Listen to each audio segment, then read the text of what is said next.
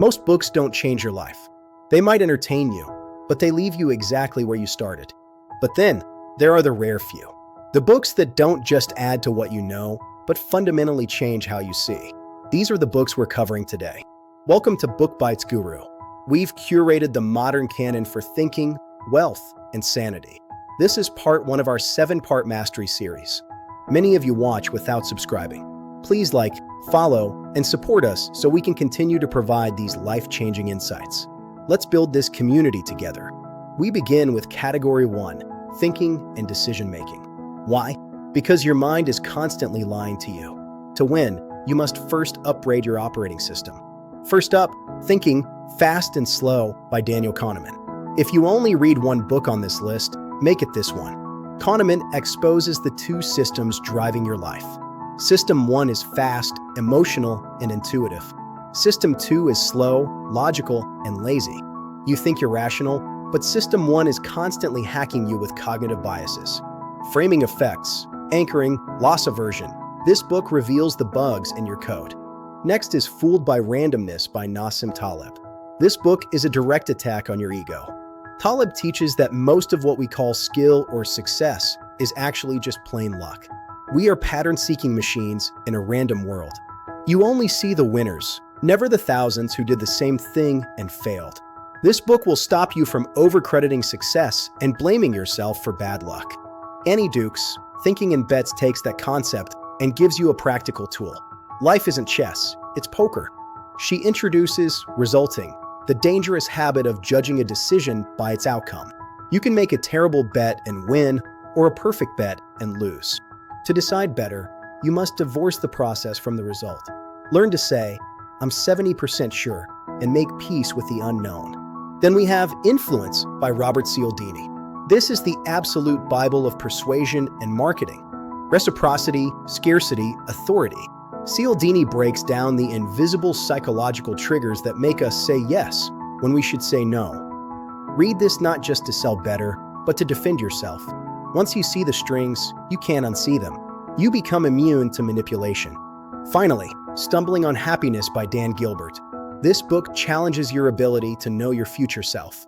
We all suffer from impact bias. We think getting that promotion will make us happy forever, or that breakup will destroy us. Both are wrong. Your brain is a simulator that constantly crashes. Understanding this helps you stop chasing ghosts and find contentment in the present reality. So who needs this list? Entrepreneurs, investors, leaders. Anyone who finds themselves saying, I don't know why I did that. Read these when you feel stuck in a loop. Read them to break the cycle. They are the toolkit for a rational, clearer life. By the end of these 5 books, you won't just think differently. You'll be operating on a completely different level than those around you. But clear thinking is only the foundation. Next, we need to build. We need systems, habits, and mastery. In the next video, we cover Category 2, Habits, Work, and Mastery. How to become so good they can't ignore you. If you're ready to upgrade your life, hit subscribe. This is Book Bites Guru. See you in the next chapter. Motivation is garbage. It's fleeting, unreliable, and overrated. If you want to build a great life, stop relying on how you feel. Welcome to Part 2 of the Book Bites Mastery series. Today we cover Category 2, Habits, Work, and Mastery. This is about replacing passion with skill and goals with systems. We start with the modern Bible of behavioral change, Atomic Habits by James Clear. Clear's core message is simple but devastating. You don't rise to the level of your goals. You fall to the level of your systems. A 1% improvement every day leads to a 37x improvement in a year. Real change isn't about what you achieve, it's about who you become. Don't say, I'm trying to quit smoking. Say, I am not a smoker. Change your identity, and the habits follow. Next is Deep Work by Cal Newport. In a distracted world, focus is the new IQ. Newport argues that the ability to perform deep work, distraction-free concentration that pushes your cognitive capabilities to their limit, is becoming rare and valuable. Most people are drowning in shallow work, emails, meetings, notifications. This book teaches you how to ruthlessly eliminate the shallow to make space for the deep. Newport's second masterpiece is So Good They Can't Ignore You. This book destroys the most common advice given to millennials: follow your passion. Passion is a side effect of mastery, not the cause. Don't ask what the world can offer you. Ask what you can offer the world. Adopt the craftsman mindset. Build rare and valuable skills. That is your career capital. Once you have that, you can buy freedom, autonomy, and purpose. Finally, Mindset by Carol Dweck. This is the foundation that makes the other books possible. A fixed mindset says, I'm not good at this. A growth mindset says, I'm not good at this yet. It sounds simple, but it changes everything about how you handle failure. If you believe your talent is fixed, you will hide your flaws. If you believe you can grow, you will embrace challenges. This switch unlocks your potential. Who is this category for?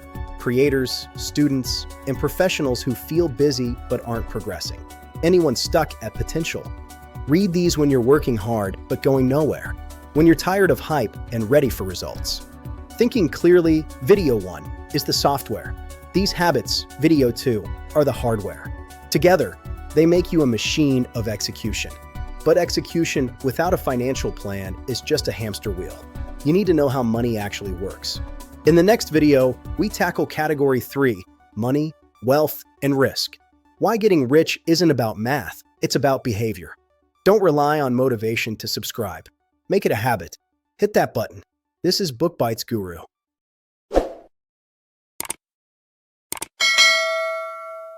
Most people think wealth is about buying expensive things.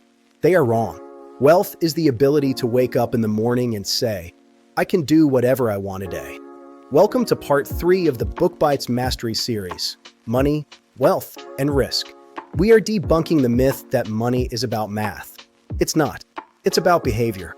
First is The Psychology of Money by Morgan Housel. Let's break down the 4 critical lessons from this modern masterpiece. Lesson 1. Getting wealthy and staying wealthy are 2 different skills. Getting rich requires risk and optimism. Staying rich requires fear and humility. You need survival. Lesson 2. Compounding. Warren Buffett's wealth isn't just about being a good investor. It's about being a good investor for 80 years. Time is the most powerful force in finance. Lesson 3. The highest dividend money pays is freedom. The ability to do what you want, when you want, with who you want, for as long as you want, is priceless. Lesson 4. Don't play someone else's game. If you're a long-term investor, don't take cues from day traders. Define your game and stick to it. Next, Rich Dad, Poor Dad by Robert Kiyosaki. This book built the foundation for modern financial literacy. Here are the keys. Key 1. Know the difference between an asset and a liability. An asset puts money in your pocket. A liability takes money out. Your house is likely a liability. Key 2. The rich don't work for money. They make money work for them. They use their income to buy assets, real estate, stocks, IP, that generate more income. Key 3. Mind your own business. Your profession is what you do for someone else. Your business is your asset column. Spend your life building your assets, not your bosses. Key 4. Work to learn, don't work to earn. Learn sales, accounting, and investing. Financial IQ is the synergy of these skills. Finally, The 4-Hour Work Week by Tim Ferriss. This book isn't about laziness, it's about maximum impact. Concept 1. Join the new rich. Abandon the deferred life plan of retiring at 60. Create luxury lifestyles in the present using time, mobility, and automation. Concept 2. The deal framework. Definition: decide what you want. Elimination: cut the trivial.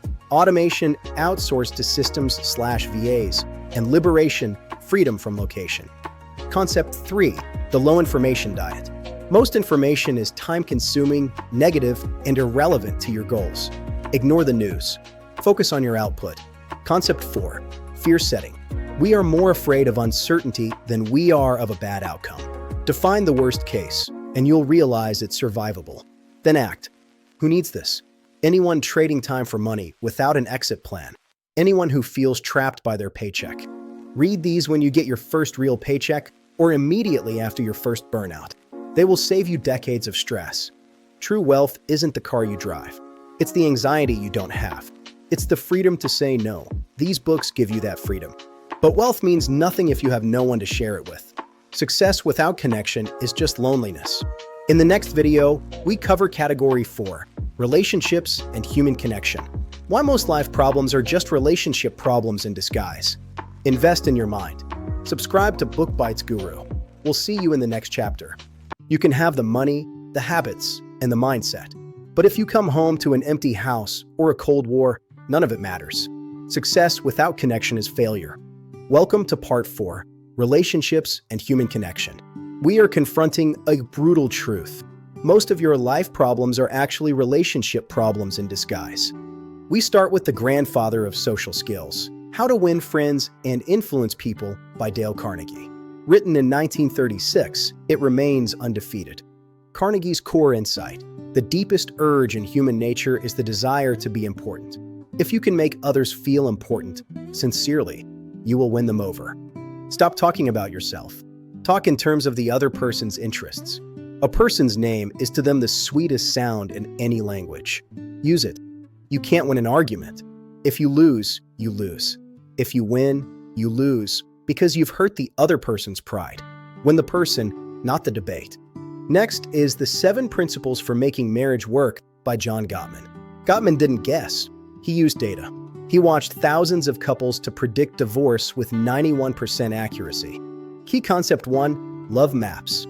How well do you know your partner's inner world?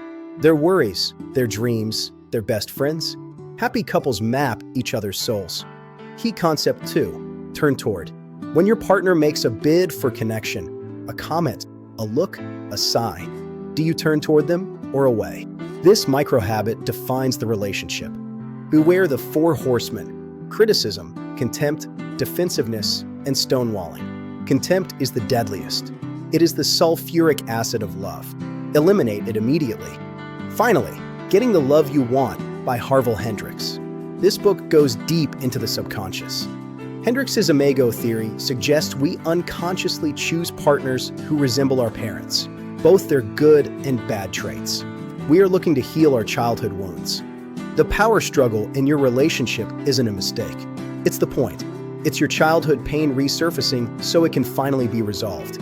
Your partner is your healer, not your enemy. Who needs these? Anyone in a relationship, anyone planning to be leaders, parents. Basically, everyone. Read these before things fall apart. Read them when you're frustrated and think they just don't get it. They will change how you relate to everyone. Great relationships aren't magic. They are skill. They are built on attention, respect, and understanding. Master this, and you master life. But even with love and money, you will face the void, the deep end. Why are we here? What does it all mean? In the next video, we enter Category 5, meaning, suffering, and existence. We will talk about Frankl, Becker, and the redefined life. Connect deeper. Subscribe to Book Bites Guru.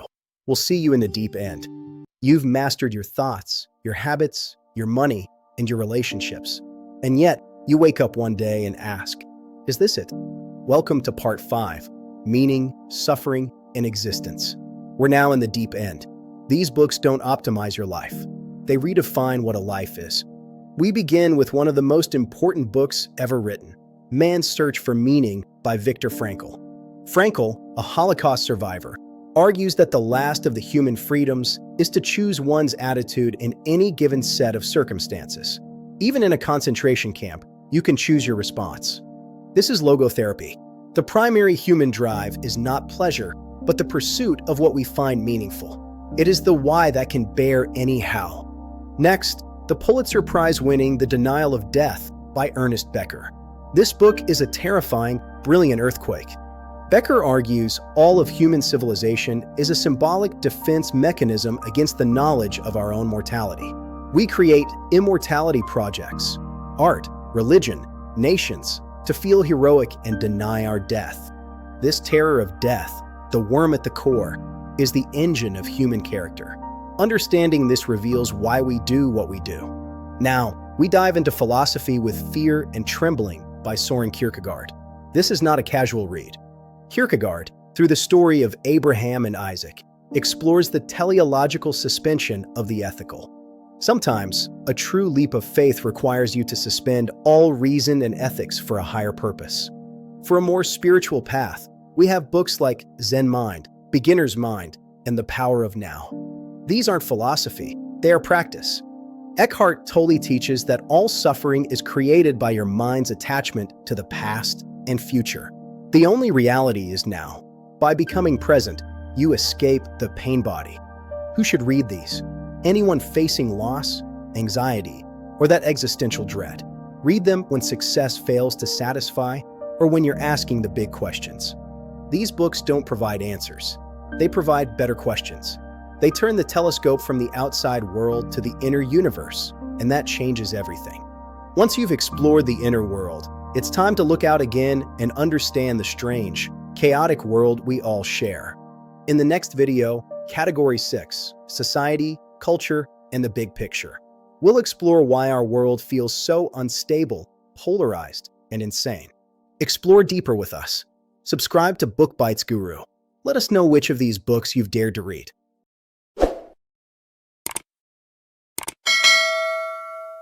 Why does the world feel like it's on fire? Why does everyone seem angry, polarized, and fragile? It's not just you. The rules of the game have changed. Welcome to Part 6, Society, Culture, and the Big Picture. To navigate the chaos, you need a map. These books are that map. First is The Coddling of the American Mind by Jonathan Haidt and Greg Lukianoff. This book explains why modern society feels so emotionally fragile. The authors identify safetyism, the belief that we must be protected from uncomfortable ideas. But human beings are anti-fragile. Like immune systems, we need exposure to challenges to get stronger. They dismantle 3 great untruths. What doesn't kill you makes you weaker. Always trust your feelings. And life is a battle between good people and evil people. Believing these makes us anxious and weak. Next, The Revolt of the Public by Martin Gurri.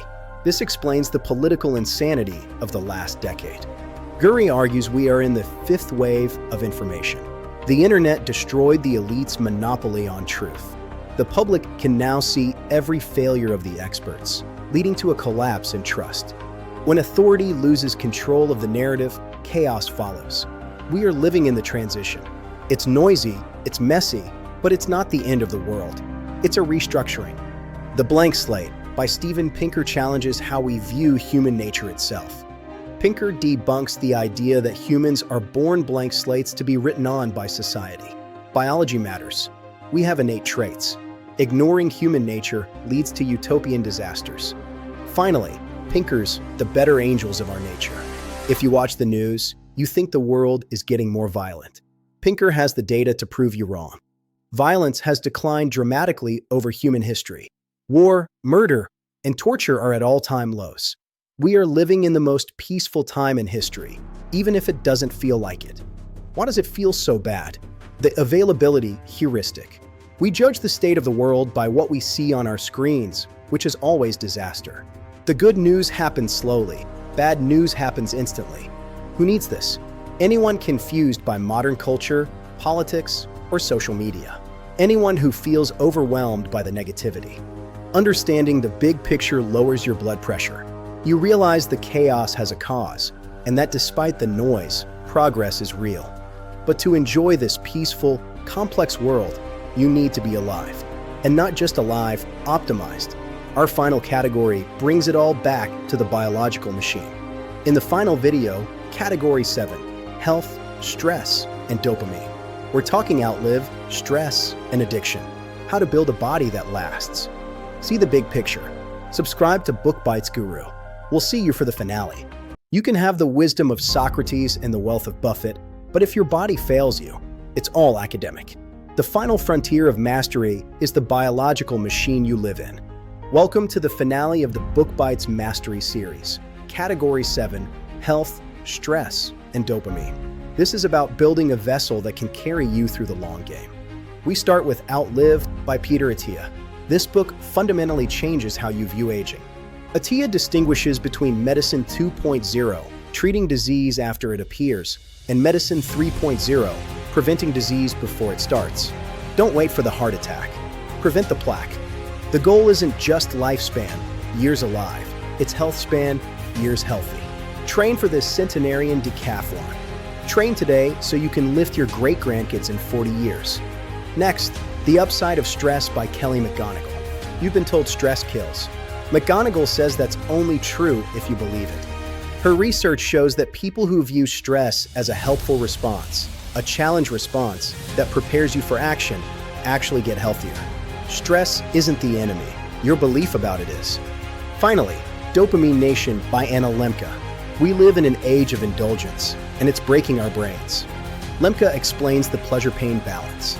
In a world of endless cheap dopamine, phones, sugar, scrolling, our brains compensate by creating pain. The more you chase high dopamine hits, the more miserable you become. The cure is the dopamine fast. Reset your baseline. Embrace boredom. You must reclaim your brain from the addiction economy to find real joy again. And that brings us to the end. We've built a modern canon for a mastered life. Let's look back at the journey. We started with thinking, video 1, and habits, video 2. Upgrading your mental OS and building the systems to execute. We mastered money, video 3, to buy freedom and relationships, video 4, because success without connection is empty. We faced the deep questions of existence, video 5, and learned to navigate the chaos of society, video 6. And finally, we optimized the biological machine, video 7. This list isn't just reading, it's a curriculum for life. Don't just watch these videos. Read the books. Let them confront you. Let them change how you see. This has been the Mastery series on Book Bites Guru. Thank you for watching. Subscribe, share this with your future self, and go read.